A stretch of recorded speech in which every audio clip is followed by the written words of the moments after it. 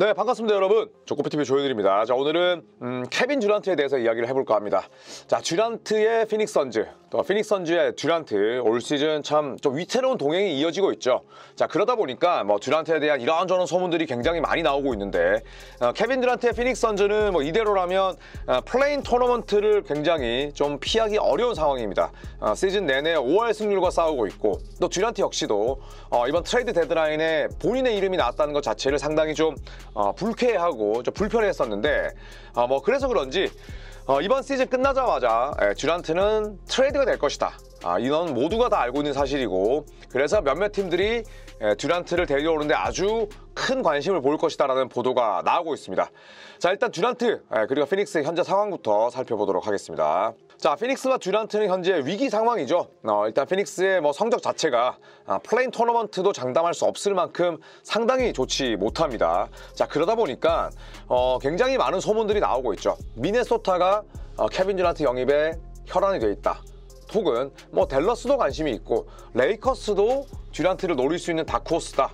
뭐 엄청나게 많은 이야기들이 나오고 있습니다.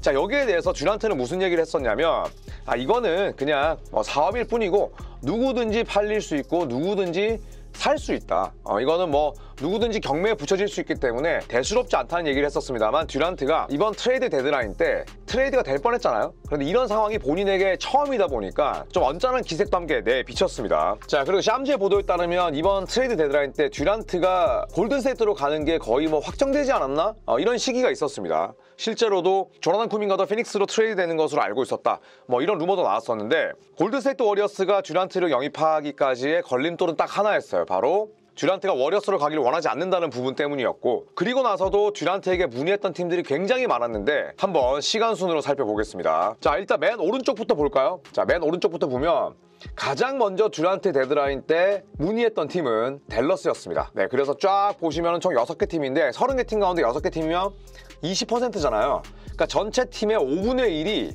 NBA 트레이드 데드라인 때 케빈 듀란트를 문의했다고 합니다. 그래서 가장 먼 시간 순으로 살펴보면 댈러스가 듀란트 영입에 희망을 품고 문의를 했다고 하고요.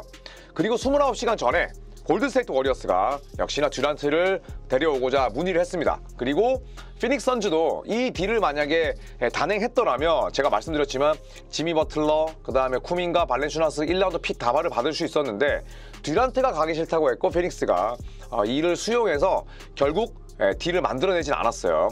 자, 그리고 12시간 전에는 마이애미가 또 듀란트에 문의를 했었고, 8시간 전에는 휴스턴 로켓츠.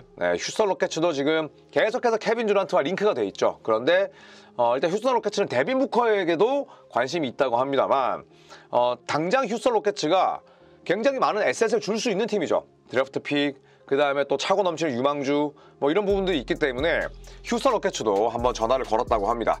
자, 그리고 5시간 전에는 멤피스, 멤피스 그리즐리스 역시도 지미 버틀러, 듀란트 둘에게 모두 관심이 있었는데 일단 딜이 이루어지지 않았고, 그 직전 가장 최근까지 관심이 있었던 팀은 미네소타였다고 해요. 네, 그래서 미네소타는 이번 여름에 듀란트를 영입할 수 있는 그런 다크호스로 통하는데, 미네소타 역시도 뭐 줄리어스 랜들이 있고 또 제이드 맥다니엘스 같은 샐러리를 충분히 매칭시킬 수 있는 선수들이 많다 보니까 트레이드 마감일 때 듀란트를 데려오는 건 실패했지만 이번 여름에 듀란트를 영입할 수 있는 그런 구단으로 통합니다. 자, 그리고 중간에 보시면 트레이드 마감일 5시간 전에 피닉스에게 문의했던 멤피스 그리즐리스가 듀란트 영입에 엄청나게 공격적으로 달려들었다고 하죠. 그러니까 만약에 듀란트를 영입하자면 마커 스마트, 뭐 브랜드 클락, 뭐 룩 캐너드가 들어가야 되는데, 늘 말씀드렸지만 자렌 잭슨 주니어와 맥스 계약을 맺어야 되기 때문에 설령 반년 렌탈이었다 하더라도 마치 버틀러 사례와 비슷하게 듀란트를 충분히 데려올 법했다. 그리고 멤피스 역시도 아주 공격적으로 움직였다는 거죠. 자, 듀란트의 이야기대로 이 리그에서는 모두가 사고 팔립니다. 그리고 누구나 경매에 나올 수 있습니다. 그래서 이런 상황들을 이해하지만 본인이 트레이드 데드라인 때 실제로 트레이드가 될 뻔한 했던 사례는 이번이 처음이다 보니까 듀란트가 팀에 대한 불만이 있다, 뭐 이런 루머가 나오고 있었죠. 자, 이 듀란트 같은 경우에는 뭐 18년 차입니다. 네, 그리고 케빈 듀란트는 어떤 얘기를 했냐면, 나는 매일 최고의 선수가 돼서 내가 지금 가지고 있는 잠재력조차도 극대화하고 싶다라고 이야기를 하는 정말 농구에 미친 사람이에요. 자, 다만 듀란트가 과거처럼 특히 브루클린 네츠에서 피닉스 선즈로 트레이드 시켜달라고 했을 때처럼 지금 시장 가치가 뭐 어마어마하지는 않습니다. 여전히 뭐 듀란트에게 문의를 하는 팀들이 전체 NBA 팀의 20%나 될 정도이긴 합니다만 모든 권력을 쥐고 흔들었던 그런 젊은 시절과는 확연히 다르다 볼 수가 있고요. 특히나 듀란트가 나이가 들었고 그 다음에 또 피닉스 내에서의 또 입지도 좀 사실 불안하고, 그리고 루카 돈치치가 이 트레이드 시장을 완전히 뒤흔들었기 때문에 어떻게 본다면 이제 40살에 가까워지는 듀란트에 대한 트레이드 서비스 시장은 좀 축소가 돼 있다고 볼 수가 있죠. 자, 하지만 그럼에도 불구하고 많은 팀들이 듀란트를 원하는 이유, 또 피닉스 선즈가 듀란트를 팔려고 했던 이유는 이 계약이 2025-26 시즌까지가 만료되기 때문입니다. 자, 그렇다면 만료되기 전에 피닉스 선즈가 연장 계약을 맺을 수도 있어요. 그러니까 이번 계약이 4년에 189ml였잖아요. 그런데 이게 다음 시즌이면 끝이 나지만 지난 여름에 피닉스 선즈와 1년에 60ml에 달하는 2년 계약, 그러니까 2년에 120ml 계약을 맺을 수도 있었습니다. 자, 다만 이 맷 22야 구단주 같은 경우에는 언제든지 우리는 듀란트와 연장 계약 맺을 수 있고 나는 듀란트가 피닉스에서 선수 경력 맞췄으면 좋겠다, 이렇게 이야기를 했단 말이죠. 자, 그런데 과연 피닉스 선즈가 듀란트를 뭐 설득 아니면 뭐 듀란트의 마음을 좀 정리할 시간을 주고 연장 계약을 맺는다면 2년에 120ml를 받을 수가 있습니다. 그렇지 않다면 바로 트레이드를 요청하거나 아니면 트레이드로 피닉스 선즈가 리셋을 누를 수가 있겠죠. 그런데 제 개인적인 생각으로는 2년에 120ml 연장 계약을 맺을 수 있지만 그 돈 주는 순간 저는 피닉스를 망한다고 봅니다. 듀란트가 거래가 돼야 그 다음에 브래들리 빌도 내보낼 수 있고 데빈 부커를 축으로 다시 세 판 짤 수 있잖아요. 그런데 이대로 가는 상황에서 만약에 듀란트에게 2년 120ml 연장 계약 줘버리면 그냥 죽었다 깨어나도 브래들리 빌, 듀란트, 부커 이 중복되는 자원으로 시즌을 꾸릴 수밖에 없습니다. 그렇기 때문에 저는 피닉스가 살 길은 당연히 연장 계약 제시가 아니라 트레이드라고 생각을 합니다. 자, 그런데 듀란트가 이 리그에서는 모두가 사고 팔리고 누구나 경매에 나올 수 있다, 뭐 이런 얘기를 합니다만 그래도 저는 케빈 듀란트가 굉장히 좀 성숙한 마인드는 있더라고요. 제가 외신을 찾아보니까 어떤 얘기를 했냐면 물론 내 이름이 오르내린 건 기분이 나빴지만 그렇다고 해서 구단 프런트 오피스와의 관계가 뭐 그렇게 이상하진 않다. 그러면서 그리고 나는 항상 그런 관계를 비밀로 유지한다. 왜냐하면 우리의 개인적인 그런 관계에 대해서 대중 앞에 이야기해서는 안 되니까, 그럴 필요는 없으니까 항상 비밀로 유지하고, 또 이게 이 비즈니스에 관련된 사람들에게는 불공평하고 불편함을 주는 처사다, 이런 얘기를 했습니다. 그리고 나서 듀란트는 그건 그거고 나는 내 할 일에 최선을 다하고 그리고 우리 팀에 있는 모든 사람들을 최대한 돕고자 나는 계속 노력할 것이다, 이렇게 이야기를 했어요. 그러니까 상당히 뭐 성숙한 마인드죠. 팀은 나를 팔려고 했지만 그렇다고 해서 내가 뭐 그 사람들을 미워하거나 그 사람들과의 관계를 폭로하거나 그럴 일은 없을 거다. 그러면서 덧붙이기를 코칭 스태프가, 감독이, 그 다음에 코치가 나를 트레이드 하려고 한 건 아니지 않느냐. 나는 구단 오피스 사람들보다는 내가 직접 부대 끼고 내가 더 생활을 많이 하는 사람들은 그 구단 사람들이 아니라 결국에는 코칭 스태프다. 아무 문제 없다. 또 이렇게 얘기를 했습니다. 자, 그렇다면 듀란트, 휴스턴과 굉장히 많이 링크가 돼 있습니다. 그런데 이 듀란트가 일단 휴스턴과 링크가 돼 있는 가장 큰 이유는 그만큼 피닉스 선즈에게 줄 수 있는 에셋이 많기 때문이죠. 자바리 스미스 주니어도 있고 아멘 탐슨 안 주겠습니다만 리드 셰퍼드 같이 지금 당장 뛰기 어려운 그런 1라운드 3순위짜리 유망주도 있고, 그리고 픽도 많습니다. 그리고 또 듀란트의 샐러리를 매칭할 수 있는 그런 자원들이 있기 때문에 많이 링크가 돼 있죠. 또 듀란트는 텍사스 대학 출신이기도 합니다. 그러니까 텍사스와 당연히 또 인연이 있는데 휴스턴 로켓츠에 대한 분명한 호감은 있어요. 그러니까 물론 립 서비스일 수도 있지만 듀란트가 어떤 얘기를 했냐면 최근 몇 년 동안 진짜 휴스턴은 잘 싸웠다, 고군분투했는데 좋은 선수들을 드래프트하고 그 다음에 책임을 묻고 또 기준을 세워주는 그런 코칭 스태프를 영입을 하면서 나는 이런 휴스턴 같은 팀에 대해서 굉장히 큰 존경심을 가지게 됐다. 그리고 휴스턴은 이제 도약하기 시작했다. 이렇게 이야기를 했습니다. 그리고 개인적으로 또 듀란트가 휴스턴 선수들과 좀 친하게 가깝게 지내는 선수들이 있더라고요. 대표적으로 제일런 그린인데 오프시즌 동안에 여러 로켓 선수들과 함께 또 훈련을 했었습니다. 그러면서 또 휴스턴 선수들과의 관계도 좀 발전을 시켜왔었고, 특히나 제일런 그린에 대해서 무슨 얘기를 했냐면 우리는 굉장히 끈끈한 유대감을 쌓았다, 그린과 나는. 그러면서 또 자바리 스미스에 대해서는 내가 고등학교 때부터 얘 지켜봤어. 5번 대학 때도 마찬가지고 그런 얘기를 했습니다. 그러면서 이 휴스턴의 어린 친구들이 굉장히 위대해지기 위해서 노력하고 있다. 그러니까 상당히 또 좋게 이야기를 해준 거죠. 자, 아니나 다를까 또 이 차기 행선지에 대한 배당률이 있잖아요. 지금 도박사들이 보는 케빈 듀란트의 가장 유력한 행선지는 배당만 놓고 봤을 땐 휴스턴입니다. 플러스 350.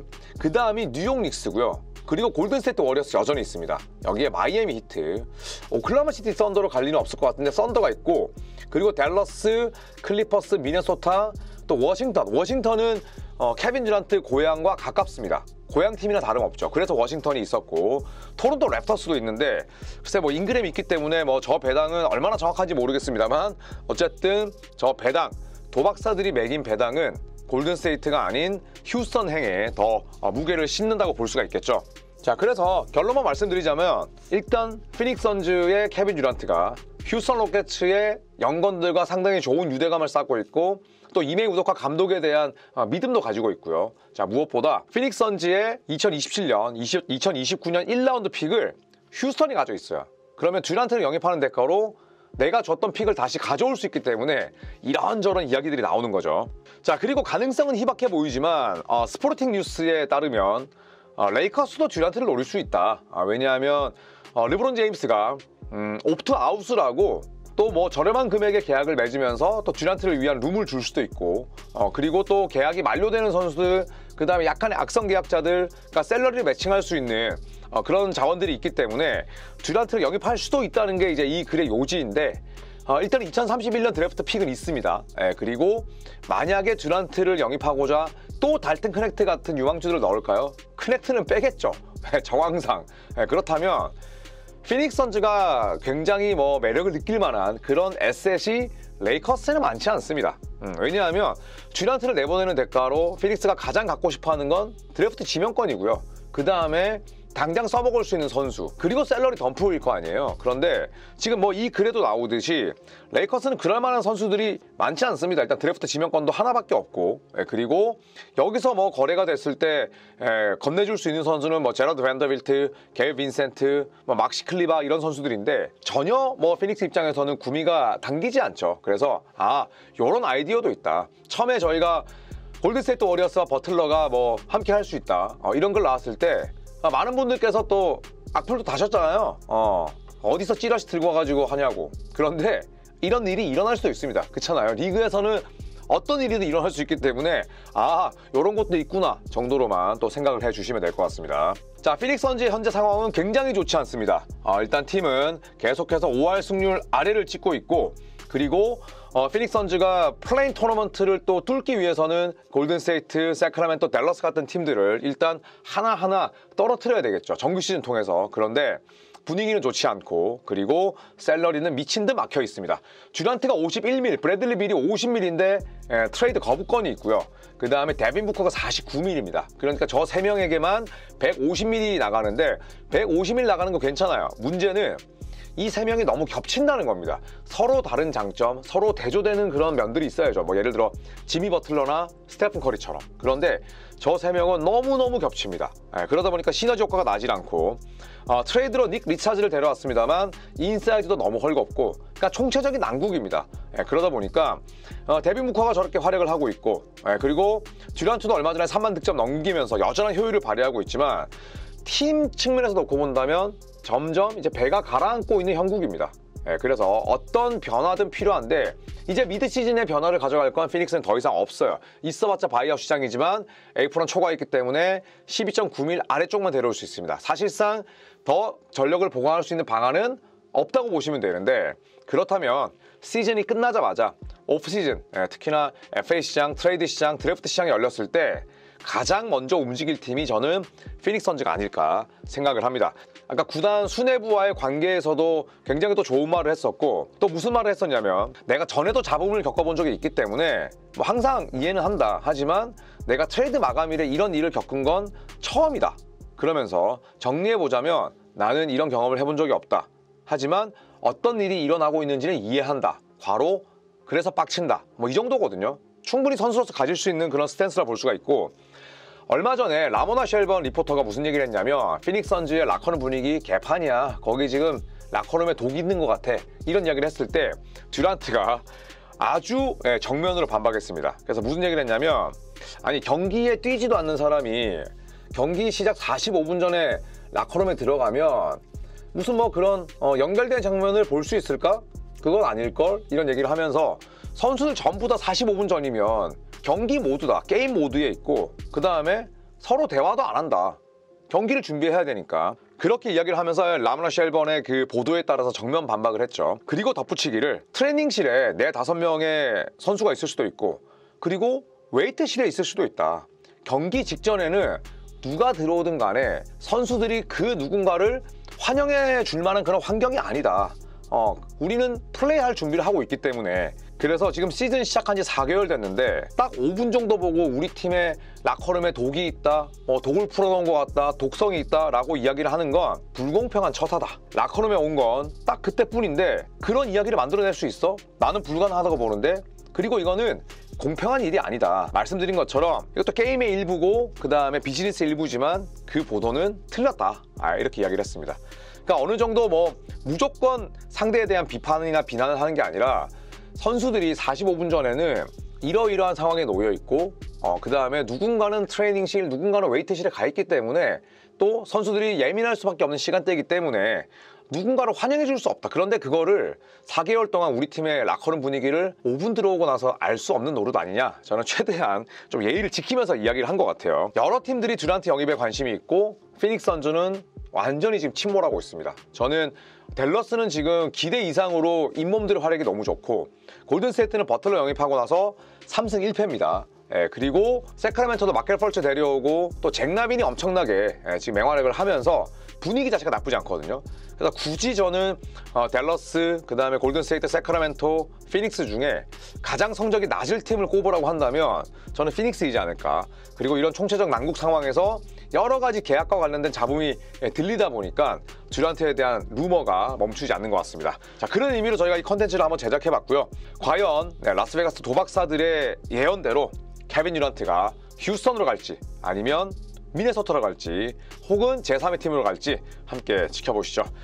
자, 이제 여러분 곧 뭐 주말입니다. 그리고 또 올스타 휴식기이기도 한데 저희가 올스타 휴식기에도 재밌는 그런 컨텐츠로 돌아올 테니까요. 여러분들 많은 사랑 부탁드립니다. 그리고 이번 시즌 마지막 4월에 있을 직관 이벤트 다음 주 목요일에 저희가 열 거거든요.